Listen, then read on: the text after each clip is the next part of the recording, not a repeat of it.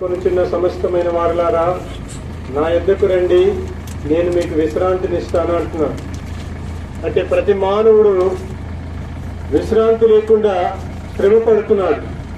అంటే శ్రమ సంపాదించాలా, గొప్ప పేరు ప్రఖ్యాతులు సంపాదించుకోవాలా, గొప్పవాడిగా బ్రతకాలనుకుంటున్నాడు.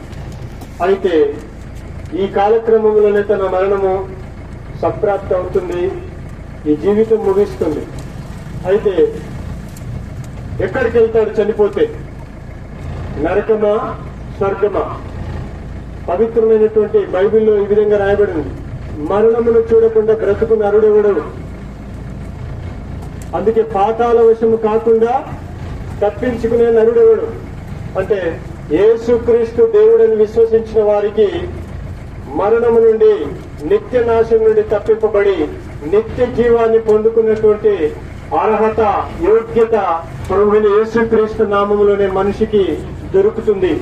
ప్రియమైన వారులారా, యేసుక్రీస్తు 2024 సంవత్సరాల క్రితం ఆయన మానవుడిగా భూమి మీద అవతరించినాడు. అందుకే ఆయన జన్మదినమునే మనం క్రిస్మస్ అని డిసెంబర్ 25వ తారీఖున ప్రపంచంలో ఉన్నటువంటి ప్రతి దేశంలో ఇది ఒక పండగ దినముగా ఆచరిస్తున్నాం.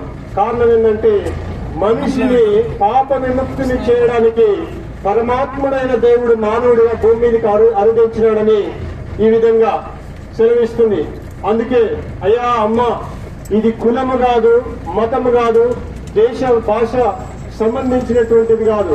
ప్రతి మానవుడు పాప మరణము నుండి, పాప నియమం నుండి తప్పింపబడాలంటే దేవుని యొక్క నియమములోనికి, దేవుని యొక్క ఆలోచన విధానంలోనికి మానవుడు వస్తే నరకము నుండి, నిత్య నాశనం నుండి తప్పింపబడి దేవుని రాజ్యాన్ని స్వతంత్రించుకుంటాడు.